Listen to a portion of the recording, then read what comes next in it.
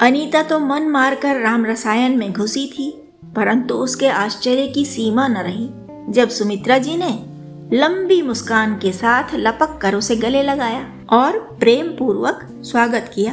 अनीता ने दिमाग दौड़ाकर अनुमान लगाया कि शायद आरती की शादी तय हो गई, इसीलिए इतनी खुश है ये। अनीता को ठूस ठूस कर नाश्ता कराने के बाद सुमित्रा जी ने पूछा, छप्पनिया अकाल के बारे में तो जानती ही होंगी आप, राजस्थान का छप्पनिया अकाल। अनीता ने मुंह टेढ़ा मेढ़ा करके कहा, यही तो एक कथा है जो नीरजा का बाप मुझे हर चौथे दिन सुनाया करता था। मैं तो सुनते सुनते पकी ही थी, पर वह भी सुनाते सुनाते पक गया। जब खुद पक गया तब कहीं बंद की उसने अपनी ये कथा। सुमित्रा जी बोली, हम लोग भाग्यशाली हैं ना कि अच्छे समय में जन्म लिया है। अब तो उस इलाके में भी पहले जैसे दुर्भिक्ष नहीं पड़ते। इंदिरा नहर ने भी बहुत कुछ बदलाव कर दिया ना, सारे साधन हैं अब। इसके लिए हमें ईश्वर का आभारी तो होना ही चाहिए। अनीता ने हाथ नचा नचा कर कहा, सब कहने की बातें हैं, कुछ भी कहते रहो। जिसके कलेजे पर छुरी चलती है ना, वह बातों से नहीं बहल सकता। अनीता रुक नहीं रही थी, लेकिन सुमित्रा जी ने बीच में ही कह दिया, तो क्या करना चाहिए? अनीता ने फूल कर कहा, जतन करिए, नीरजा आपकी भी बेटी जैसी ही तो है। आज तक उसके लिए कोई लड़का बताया है कभी आपने? मैं ऐसी मारी मारी फिरती हूँ, पर आपको क्या, आप तो अपनी मौज में ही जी रही हैं। सुमित्रा जी के लिए अनीता के ये शब्द कठिन हो सकते थे, लेकिन नहीं हुए, क्योंकि वे तो कई दिन से मानसिक तैयारी कर रही थीं अनीता का सामना करने के लिए। जब से पता चला कि अनीता से उनकी कुछ सालों की ही जान पहचान नहीं है, बल्कि पीढ़ियों पहले का भी कोई नाता है।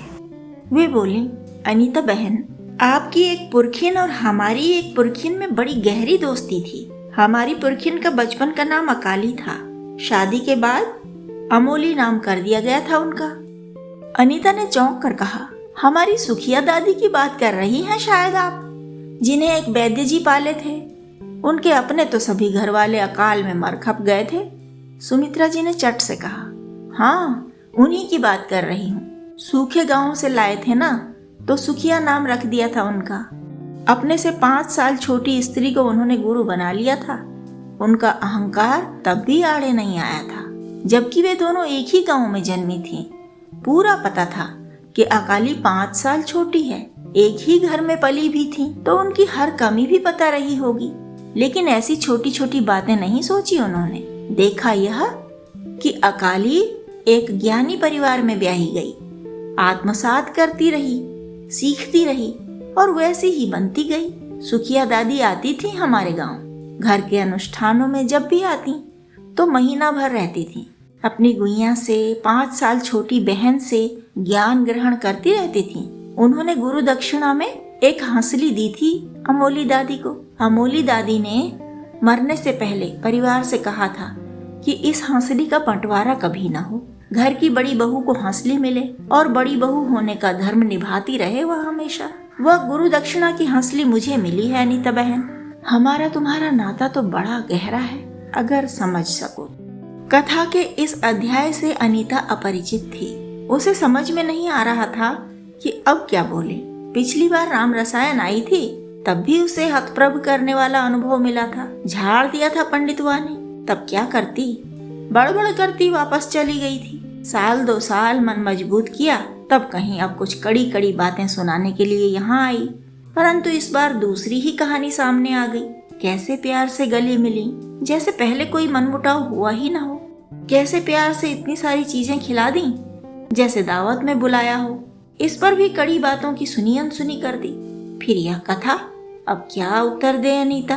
100 घर देख लिए, परख लिए, कोई सहायता नहीं करता। सब अपनी अपनी सुनाने लगते हैं, डींगे हाँकने लगते हैं। कुछ कड़ा कह दो तो लड़ने लगते हैं। एक राम रसायन में ही कोई ताना नहीं मारता, कोई तड़ी नहीं मारता।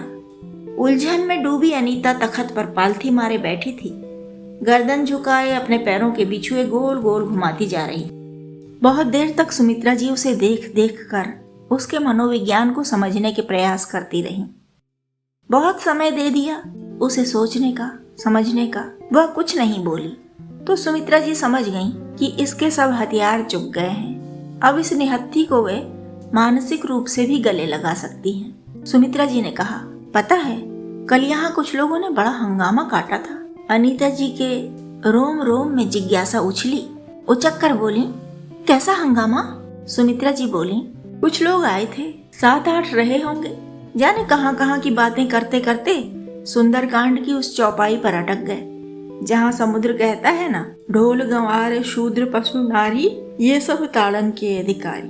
उन लोगों की जिद थी कि यहाँ औरत को भी पीटने की बात की गई है, शूद्र को भी पीटने की बात की गई है। पंडित जी धीमे धीमे संयम से समझाते रहे कि कवि की बातों को ऐसे सीधे सीधे नहीं आंकना चाहिए, वहाँ समझ की कई परतें खोली गई हैं। पर वे लोग ठान कर आए थे, उन्हें चिल्ला चिल्ली ही करनी थी।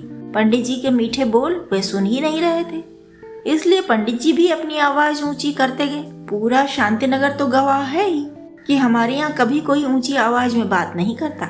तो शोर सुनकर पड़ोसी आते गए। थोड़ी थोड़ी देर तो इस बेमतलब की बहसा बहसी को देखते सुनते गए। फिर सब झटपट पंडित जी की तरफ से बोलने लगे। बाहर के 7-8 थे और यहाँ के 9-10 हो गए। आखिर में बाहर के लोग दुम दबाकर भागे और उनके जाने के बाद शांतिनगर वाले ठहाके लगाते रहे। अनीता बोली, हाँ यही वाली लाइन तो हमारे ससुर जेठ इनको रात दिन सुनाया करते थे, मने बीवी को पीटो मारो, अपने तरीके से सुधारो। पर एक बात तो है, इस आदमी ने कभी हम पर हाथ नहीं उठाया। बस समझो यही एक गुण है जिसके चलते हमारी गृहस्थी भी चल रही है। सुमित्रा जी ने कहा, गलत जगह प्रयोग करके और गलत ढंग से प्रयोग करके ही तो लोगों ने अर्थ का अनर्थ किया है। ढोल को पीटा जाता है एक ताल में, अनुशासन में, पीटे बिना उसका कोई उपयोग ही नहीं है। क्या करेंगे ढोल का अगर उस पर ताल न देनी हो? गंवार मतलब मतिमंद कम दिमाग का आदमी क्या करेगा? मजदूरी ही तो करेगा। उस पर अगर नजर नहीं रखेंगे तो वह काम करेगा? उसे ताड़ना तो पड़ेगा ही, देखना तो पड़ेगा ही, नजर तो रखनी ही पड़ेगी। समाज जब जातियों में बंटा था काम के अनुसार, उसका अर्थ भी उसी हिसाब से बनेगा ना।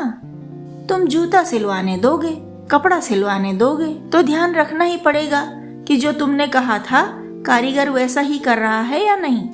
नजर रखनी पड़ेगी, नहीं तो चीज तुम्हारी ही बिगड़ेगी। पशु को ताड़ना ही बस एक उस अर्थ में है जिसमें कुअर्थी प्रयोग करते हैं 5 शब्दों को।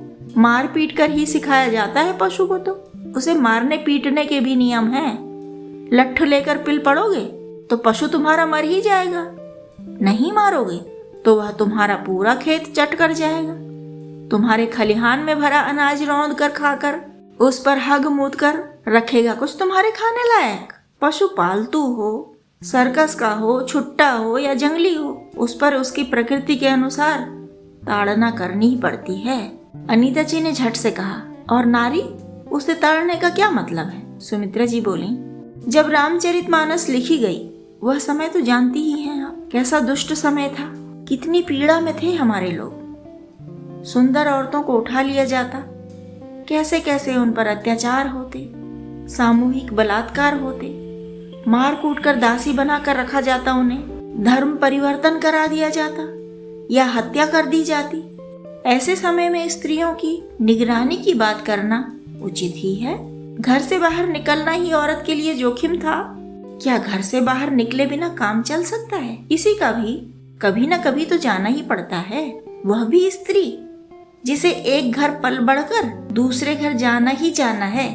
सुरक्षा के लिए निगरानी रखी जाए, यही मतलब है। सच कहना भी अपराध हो गया। पापियों ने पाप ही फैलाया है। अनीता का सदा लीक पर चलने वाला दिमाग कुछ हटकर सोचने लगा था तब से। कहानी पसंद आई हो तो लाइक करें, सब्सक्राइब करें और दोस्तों के साथ शेयर करें। और हाँ, कमेंट करना और नोटिफिकेशन बेल दबाना ना भूलें।